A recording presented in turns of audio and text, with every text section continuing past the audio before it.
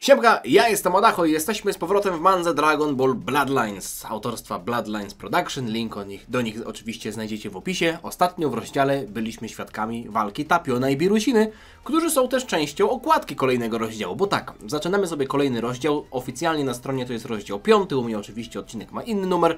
Na okładce również widzimy Yamszę, Gotena, Piccolo, Dendiego i Trunksa na pierwszym planie, który wiemy, że kontynuuje swój trening w komnacie Ducha i Czasu. Goten czeka przed tą komnatą, nie ma zamiaru tam wchodzić.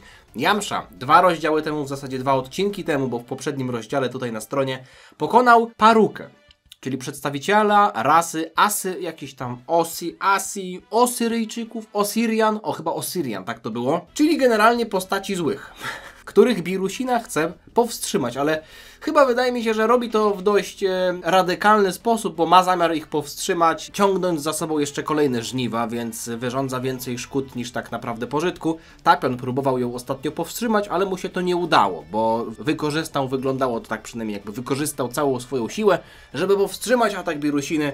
No i leży obecnie nieprzytomny na ziemi. Uwaga Birusiny właśnie na ostatnim panelu, na ostatniej stronie została odwrócona przez jakiś wybuch na horyzoncie. Powiedziała, czyli tam jesteś. No i tam poleciała. I praktycznie jesteśmy w tym samym miejscu. Więc zobaczmy, jak to będzie wyglądać dalej. Wydaje mi się, że tutaj będziemy kontynuować historię nie tylko Birusiny i Tapiona, ale również tego, co jest na okładce, czyli na pałacu. W pałacu w zasadzie Kamiego. Piccolo, Dendy, Goten, Yamsza prawdopodobnie to wszystko czują. Cały pałac zaczyna się trząść ze względu na to, że faktycznie na ziemi ma miejsce jakiś wybuch. Być może to jest wybuch, który odwrócił uwagę Birusiny. Być może to jest wybuch, który jest autorstwa Paruki, czyli Rogacza. No i tego komandora, który przyleciał też na ziemię. Bo teraz, jeśli nie pamiętacie, mamy 2 rogaczy. Jeden rogacz mały, jeden rogacz duży. Ten rogacz mały przypominał Androida 13 na jednym panelu, ale to dużo postaci w Dragon Ballu wygląda podobnie do innych postaci, więc tego absolutnie się nie czepiam. Co tam się do jasnej cholery dzieje? Myśli sobie Yamsza. Ja tak samo czasami myślę, jak nagrywam odcinek i nagle ktoś wali po kaloryferach albo wierci, ja mówię, co jest? Chłopaku! Także Yamsza wygląda, jakby się dosłownie denerwował na sąsiada z piętra niżej, który tam coś łupie. 23, a on łupie i łupie. Cały pałac się trzęsie. Goten, Yamsza, przygotujcie się. Doceniłbym tutaj nawiązanie do tego tekstu, który Piccolo powiedział w amerykańskiej wersji językowej, kiedy bodajże Goku w Cellsadze podczas Cell Games wypuszczał instant Kamehameha w Cella i tam Piccolo po angielsku powiedział Get down, take cover, get moving. Czyli dał 3 różne instrukcje. Padnij, skryjcie się, uciekajmy. Ja tak na początku padłem i potem mówię, dobra, to jednak będę leżał padnięty, ale się gdzieś skryję. I już tak leżę padnięty, a Piccolo mówi, żebym uciekał. No mówię, Piccolo, kurwa, to nie jest najlepsza instrukcja. No faktycznie mamy tutaj jakiś wielki wybuch, ale to już któryś kadr, któraś strona, na której widzimy ten wielki wybuch. Co to jest? Ty, o co tu chodzi? Piccolo nagle mówi do Yamszy, masz zamiar coś zrobić, czy planujesz stać tutaj przez cały dzień? Ty, ale o co ci chodzi? Ty też tam stoisz i nic nie robisz. Ty dosłownie, Piccolo, w tej mandze zrobiłeś póki co najmniej. Nie podoba mi się to. Ty, no zrobiono tutaj z Piccolo jakiegoś burmuszka. Idziemy, Goten. Ty, no nie wierzę. Rozkazał Yamszy i Gotenowi lecieć. Goten i Yamsza lecą. Okej. Oni faktycznie są tutaj duetem w tej mandze, bo Goten trenował pod okiem Yamszy i praktycznie to jest, no zrozumiałe, że będą się trzymać razem, ale Piccolo, który mówi, macie zamiar coś zrobić? Czy będziecie tak stać cały dzień, tak jak ja tutaj stoję i nic nie robię? Piccolo w tej mandze nie zrobił nic. Nie zrobił nic. Pokazał się w tym pałacu. Wiedzieliśmy, że sobie stoi i obserwuje wszystko z Dendym.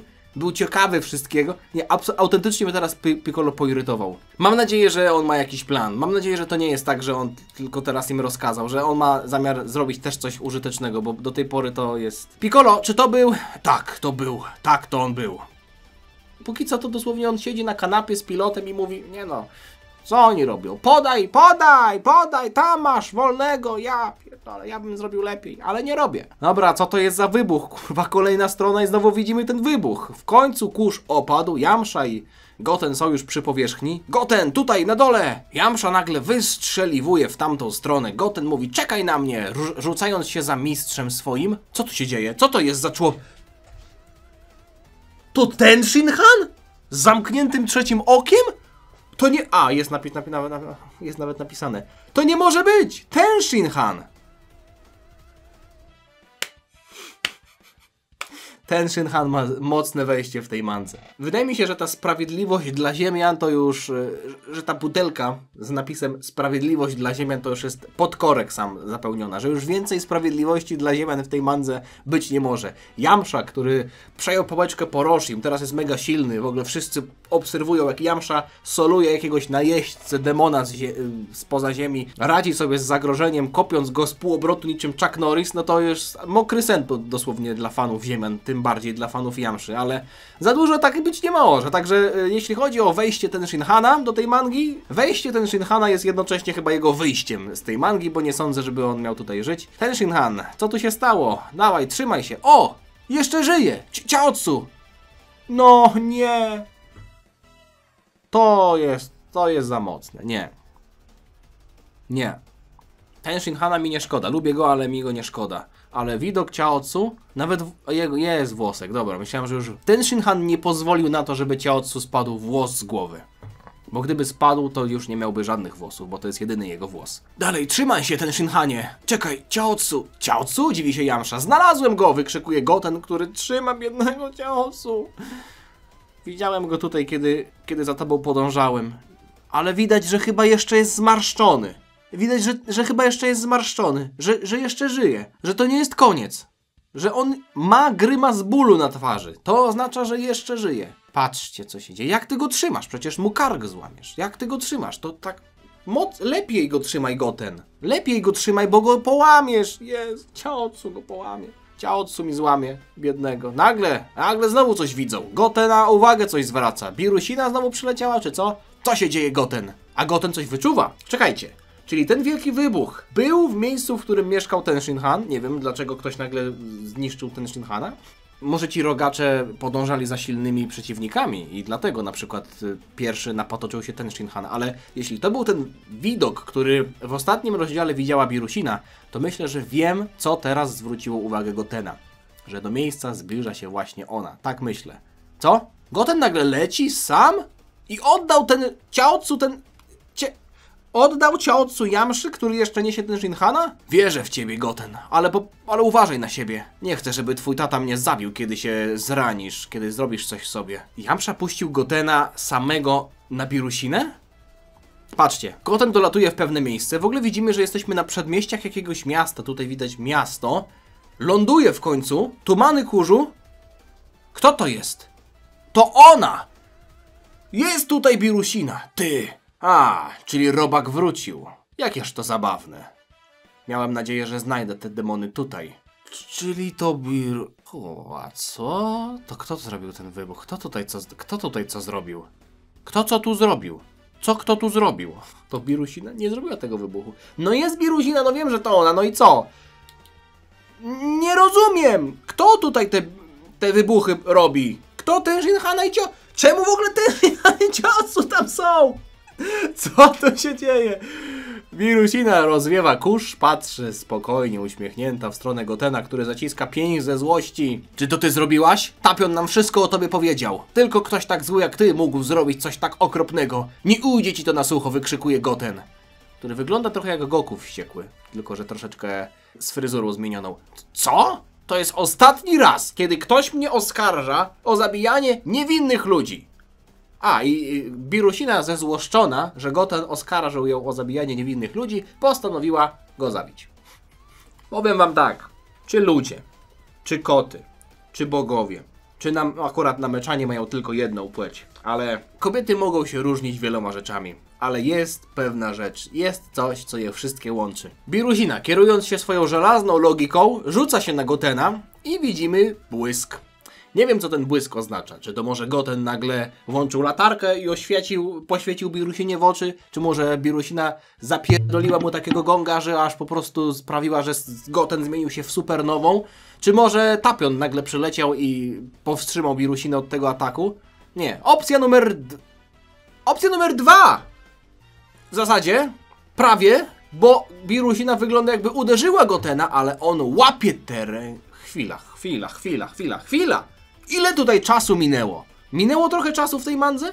Goten i Trunks walczyli z Birusiną razem i nie mogli jej powstrzymać, a teraz Goten łapie w bazowej formie jej rękę, transformuje się w SSJ i z półobrotu wykopuje Birusinę gdzieś daleko. O, Goten tu wygląda świetnie, to wygląda świetnie. No muszę przyznać, że naprawdę bardzo, chociaż ma fryzurę jak Gohan troszeczkę, ale fani Gotena myślę, że mogą być ukontentowani tym obrazkiem. Birusina nie wierzy własnym oczom. O, nie był taki silny i taki szybki ostatnim razem, kiedy walczyliśmy. Nie miałam problemu, żeby unikać jego ciosów. To pewnie dlatego, że jestem jeszcze zmęczona po mojej walce z Tapionem. Jest coraz wolniejsza. Jeśli mogę utrzymać to tempo, będę w stanie ją pokonać, myśli sobie Goten. A, czyli walka z Tapionem troszeczkę osłabiła Birusinę, okej. He, niech ci się nie wydaje, dzieciaku. Trafiłeś mnie fartem. Fartem, mówisz? Nagle mówi Goten, który też tutaj zaczyna przypominać swojego ojca, ale jestem fanem tego, bo podoba mi się to, jak jest tutaj rysowany Goten, który nagle który nagle znika, a w zasadzie wystartowuje w stronę Birusiny niczym bolid Formuły 1. To przyspieszenie. Fani motoryzacji zagryzają paznokcie z zazdrości. Goten dosłownie dochodzi do setki w ułamku sekundy. Aż po prostu ziemia za nim pękła. Tak sobie zrobił. Start z bloków. Niesamowity. Birus próbuje zaatakować. Kurwa, Birus? Goten próbuje kopnąć Birusinę, ale ta unika mimo wszystko tego kopnięcia.